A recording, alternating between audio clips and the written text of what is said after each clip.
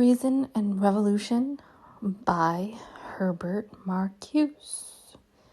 Part 1, The Foundations of Hegel's Philosophy. Chapter 1, Hegel's Early Theological Writings, which is 1790 to 1800.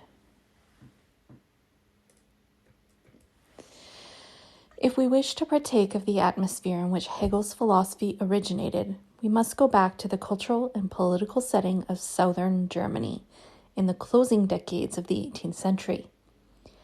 In Württemberg, a country under the sway of a despotism that had just consented to some slight constitutional limitations on its power, the ideas of 1789 were beginning to exert a strong impact, particularly on intellectual youth.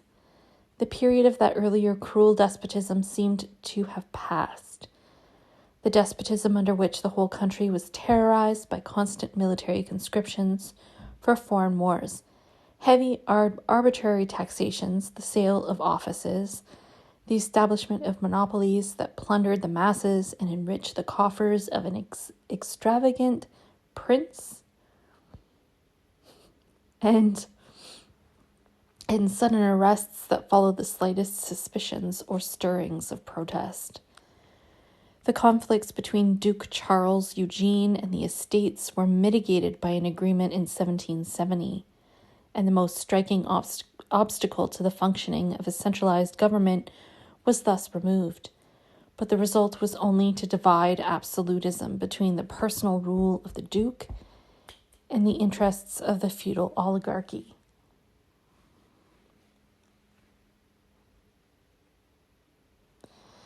The German Enlightenment, however, this weaker counterpart of the English and French philosophy that had shattered the ideological framework of the absolutist state, had filtered into the cultural life of Württemberg. The Duke was a pupil of the enlightened despot, Frederick II of Prussia, and in the latter period of his rule, he indulged in an enlightened absolutism. The spirit of the Enlightenment went forward in the schools and universities that he promoted. Religious and political problems were discussed in terms of 18th century rationalism. The dignity of man was extolled, as was his right to shape his own life against all obsolete forms of authority and tradition, and tolerance and justice were praised. But the young generation that was then attending the Theological University of Tübingen, among them Hegel, Schelling, and Hölderlin, was above all impressed by the contrast between these ideals and the miserable actual condition of the German Reich. There was not the slightest chance for the rights of man to take their place in a reorganized state and society. True, the students sang revolutionary songs and translated the Marseillaise. They perhaps planted liberty trees and shouted against the tyrants and their henchmen, but they knew that all this activity was an impotent protest against the still impregnable forces that held the fatherland in their grip. All that could be hoped for was a modicum of constitutional reform, which might better balance the weight of power between the prince and the estates.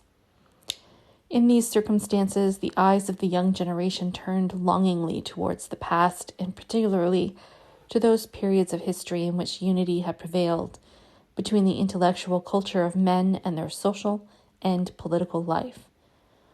Hölderlin drew a glowing picture of ancient Greece, and Hegel wrote a glorification of the ancient city-state, which at points even outshone the exalted description of early Christianity that the theological student set down. We find that a political interest time and again broke into the discussion of religious problems in Hegel's early theological fragments. Hegel ardently strove to recapture the power that had produced and maintained, in the ancient republics, the living unity of all spheres of culture, and that had generated the free development of all national forces. He spoke of this hidden power as the Volksgeist.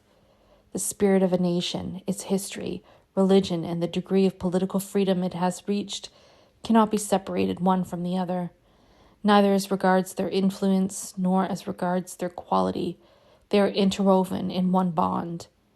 Hegel's use of the Volksgeist is closely related to Montesquieu's use of the esprit général of a nation as the basis for its social and political laws.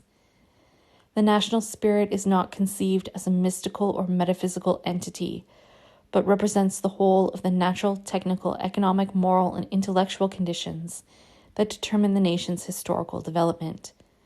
Montesquieu's emphasis on this historical basis was directed against the unjustifiable retention of outmoded political forms.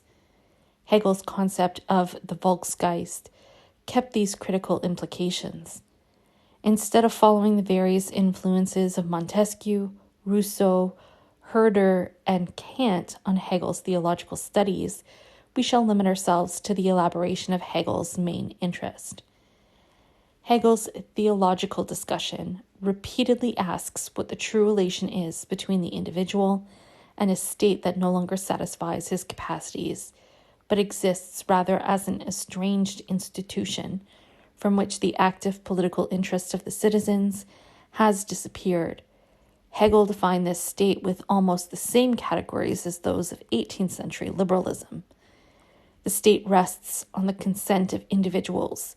It circumscribes their rights and duties and protects his members from those internal and external dangers that might threaten the perpetuation of the whole. The individual, as opposed to the state, possesses the inalienable rights of man, and with these the state power can under no circumstances interfere, not even if such interference may be in the individual's own interest. No man can relinquish his right to give unto himself the law and to be solely responsible for its execution. If this right is renounced, man ceases to be man. It is not the state's business, however, to prevent him from renouncing it, for this would mean to compel man to be man and would be force. Here is nothing of that moral and metaphysical exaltation of the state, which we encounter in Hegel's later works.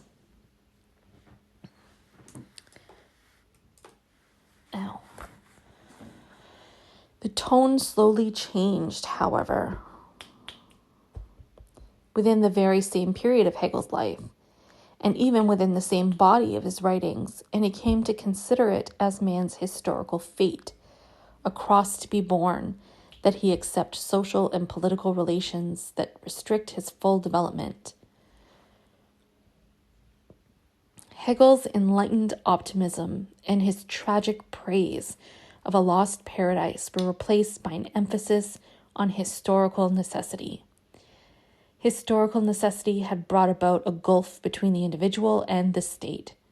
In the early period, they were in a natural harmony, but one attained at the expense of the individual, for man did not possess conscious freedom and was not master of the social process. And the more natural this early harmony was, the more easily could it be dissolved by the uncontrolled forces that then ruled the social world.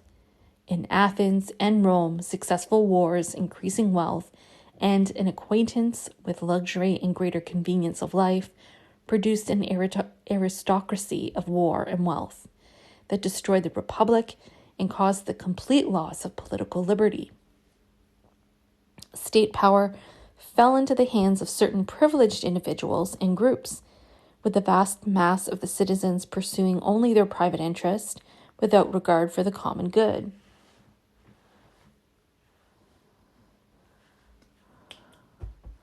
The right to security of property now became their whole world.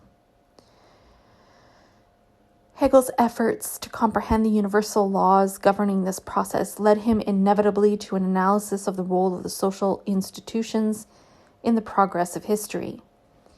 One of his historical fragments, written after 1797, opens with the sweeping declaration that security of property is the pivot on which the whole of modern legislation turns.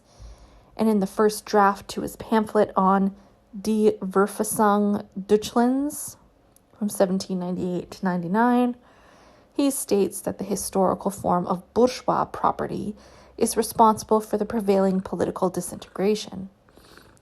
Moreover, Hegel maintained that the social institutions had distorted even the most private and personal relations between men. There is a significant fragment in the Theologische Jugendschriften called Die Liebe, in which Hegel states that ultimate harmony and union between individuals in love is prevented because of the acquisition and possession of property as well as rights. The lover, he explains, who must look upon his or her beloved as the owner of property, must also come to feel his or her particularity, militating against the community of their life, a particularity that consists in his or her being bound up with dead things that do not belong to the other and remain of necessity outside of their unity. The institution of property, Hegel here related to the fact that man had come to live in a world that, though molded by his own knowledge and labor, was no longer his, but rather stood opposed to his inner needs, a strange world governed by inexorable laws, a dead world in which human life is frustrated.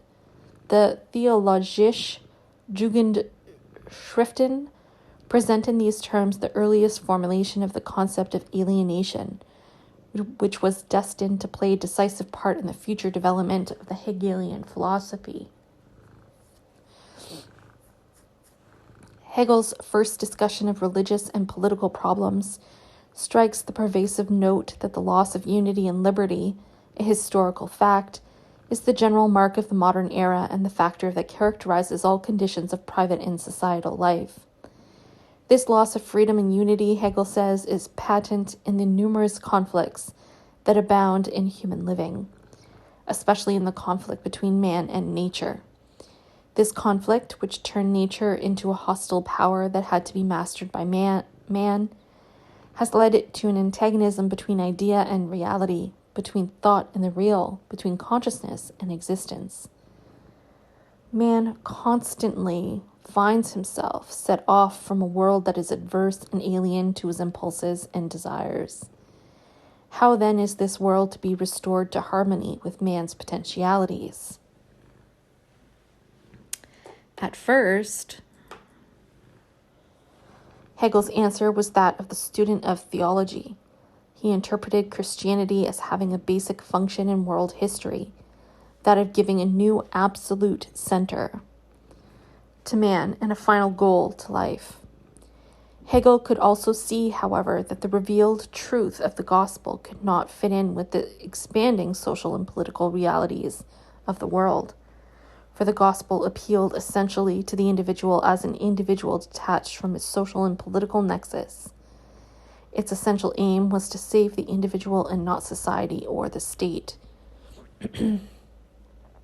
It was therefore not religion that could solve the problem, or theology that could set forth principles to restore freedom and unity. As a result, Hegel's interest slowly shifted from theological to philosophical questions and concepts. Hegel always viewed philosophy not as a special science, but as the ultimate form of human knowledge.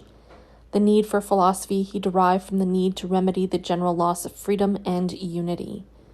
He explicitly stated this in his first philosophical article. The need for philosophy arises when the unifying power has disappeared from the life of men, when the contradictions have lost their living interrelation and interdependence and assumed an independent form. The unifying force he speaks of refers to the vital harmony of the individual and common interest, which prevailed in the ancient republics and which assured the liberty of the whole and integrated all conflicts into the living unity of the Volksgeist. When this harmony was lost, man's life became overwhelmed by pervasive conflicts that could no longer be controlled by the whole. We have already mentioned the terms in which Hegel characterized these conflicts. Nature was set against man, reality was estranged from the idea, and consciousness opposed to existence. He next summarized all these oppositions as having the general form of a conflict between subject and object, And in this way, he connected his historical problem to the philosophical one that had dominated European thought since Descartes. Man's knowledge and will had been pushed into a subjective world, whose self-certainty and freedom confronted an objective world of uncertainty and physical necessity. The more Hegel saw that the contradictions were the universal form of reality, the more philosophical his discussion became. Only the most universal concepts could now grasp the contradictions, and only the ultimate principles of knowledge could yield the principles to resolve them. At the same time, even the most abstract of Hegel's concepts retained the concrete denotation of his questions. Philosophy was charged with a historical mission, to give an exhaustive analysis of the contradictions prevailing in reality, and to demonstrate their possible unification. The dialectic developed out of Hegel's view that reality was a structure of contradictions. The Theologische Jugendschriften still covered the dialectic over with a theological framework, but even there the philosophical beginnings of the dialectical analysis can already be traced. The first concept Hegel introduces as the unification of contradictions is the concept of life. We might better understand the peculiar role Hegel attributed to the idea of life if we recognize that for him all contradictions are resolved and yet preserved in reason.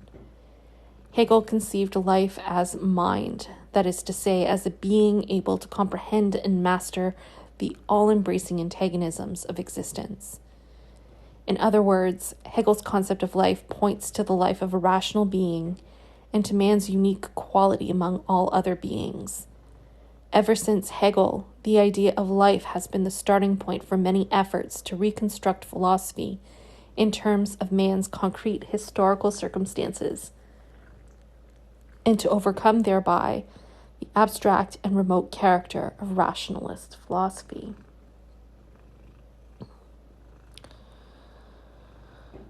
Life is distinguished from all other modes of being by its unique relation to its determinations and to the world as a whole. Each inanimate object is, by virtue of its particularity and its limited and determinate form, different from and opposed to the genus. The particular contradicts the universal, so that the latter does not fulfill itself in the former. The living, however, differs from the non-living in this respect. For life designates a being whose different parts and states are integrated into a complete unity, that of a subject. In life, the particular is at the same time a branch of the infinite tree of life. Every part outside the whole is at the same time the whole, life. Each living individual is also a manifestation of the whole of life. In other words, possesses the full essence or potentialities of life. Furthermore, though even living being is determinate and limited, it can supersede its limitations by virtue of the power it possesses as a living subject. Life is at first a sequence of determinate objective conditions. Objective because the living subject finds them outside of itself, limiting its free self-realization. The process of life, however, consists in continuously drawing these external conditions into the enduring unity of the subject. The living being maintains itself as a self by mastering and annexing the manifold of determinate conditions it binds, and by bringing all that is opposed to itself into harmony with itself. The unity of life, therefore, is not an immediate and natural one, but the result of a constant active overcoming of everything that stands against it. It is a unity that prevails only as the result of a process of mediation between the living subject as it is and its objective conditions. The mediation is the proper function of the living self as an actual subject, and at the same time it makes the living self an actual subject. Life is the first form in which the substance is conceived as subject, and is thus the first embodiment of freedom. It is the first model of a real unification of opposites, and hence the first embodiment of the dialectic. Not all forms of life, however, represent such a complete unity. Only man, by virtue of his knowledge, can achieve the idea of life. We have already indicated that for Hegel, a perfect union of subject and object is a prerequisite to freedom. The union presupposes a knowledge of the truth, meaning thereby a knowledge of the potentialities of both subject and object. Man alone is able to transform objective conditions so that they become a medium for his subjective development. And the truth he holds frees not only his own potencies, but those of nature as well.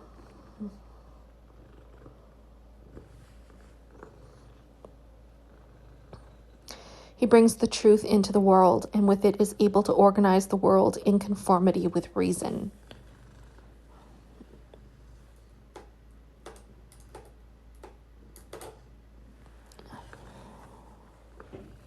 Hegel illustrates this point in the Mission of John the Baptist, and for the first time advances the view that the world is in its very essence the product of man's historical activity. The world in all its relations and determinations are the work of, big long Greek word, a man's self-development. The conception of the world as a product of human activity and knowledge henceforth persists as the driving force of Hegel's system. At this very early stage, we can already discover the features of the later dialectical theory of society. Life is not the most advanced philosophic concept that Hegel attained in his first period. The system fragment, in which he gives a more precise elaboration of the philosophic import of the antagonism between subject and object, and between man and nature, uses the term mind, Geist, to designate the unification of these disparate domains. Mind is essentially the same unifying agency as life. Infinite life may be called a mind because mind connotes the living unity amid the diversity. Mind is the living law that unifies the diversity so that the latter becomes living. But although it means no more than life, the concept mind lays emphasis on the fact that the unity of life is, in the last analysis, the work of the subject's free comprehension and activity, and not as some blind natural force. The Theologische Jugendschriften yield yet another concept that points far into Hegel's later logic. In a fragment entitled Glauben und Wissen, Hegel declares, Unification and being are equivalent. The copula is, in every proposition, expresses a unification of subject and predicate, in other words, a being. An adequate interpretation of this statement would require a thorough discussion of the basic developments in European philosophy since Aristotle. We can here only intimate some of the background and content of the formulation. Hegel's statement implies that there is a distinction between to be and being, or between determinate being and being as such. The history of Western philosophy opened with the same distinction, made an answer to the question, what is being, which animated Greek philosophy from Parmenides to Aristotle. Every being around us is a determinate one, a stone, a tool, a house, an animal, an event, and so on. But we predicate of every such being that it is thus and so. That is, we attribute being to it, and this being that we attribute to it is not any particular thing in the world, but is common to all the particular beings to which it can be attributed. This points to the fact that there must be a being as such that is different from every determinate being, and yet attributable to every being whatsoever, so that it can be called the real one in all the diversity of determinate beings. Being as such is what all particular beings have in common, and is, as it were, their substratum. From this point, it was comparatively easy to take this most universal being as the essence of all being, divine substance, the most real, and thus to combine ontology with theology. This tradition is operative in Hegel's logic. Aristotle was the first to regard this being as such, that is attributed alike to every determinate being, not as a separate metaphysical entity, but as the process or movement through which every particular being molds itself into what it really is. According to Aristotle, there is a distinction that runs through the whole realm of being between the essence and its diverse accidental states and modifications. Real being, in the strict sense, is the essence by which is meant the concrete individual thing, organic as well as inorganic. The individual thing is the subject or substance enduring throughout a movement in which it unifies and holds together the various states and phases of its existence. The different modes of being represent various modes of unifying antagonistic relations. They refer to different modes of persisting through change, of originating and perishing, of having properties and limitations, and so on. And Hegel incorporates the basic Aristotelian conception into his philosophy. The different modes of being are more or less complete unifications. Being means unifying, and unifying means movement. Movement, in turn, Aristotle defines in terms of potentiality and actuality. The various types of movement denote various ways of realizing the potentialities inherent in the essence or moving thing. Aristotle evaluates the types of movement so that the highest type is that in which each and every potentiality is fully realized. A being that moves or develops according to the highest type would be pure sphigitia.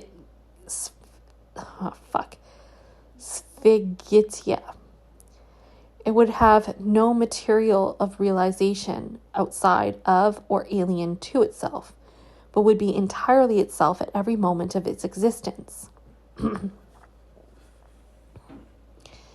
If such a being were to exist, its whole existence would consist in thinking. A subject whose self-activity is thought has no estranged and external object. Thinking grasps and holds the object as thought, and reason apprehends reason. The veritable being is veritable movement, and the latter is the activity of perfect unification of the subject with its object. The true being is therefore thought and reason. Hegel concludes his presentation in the Encyclopedia of the Philosophical Sciences with the paragraph from Aristotle's Metaphysics, in which the veritable being is explained to be reason. This is significant as more than a mere illustration, for Hegel's philosophy is in a large sense a reinterpretation of Aristotle's ontology, rescued from the distortion of metaphysical dogma and linked to the pervasive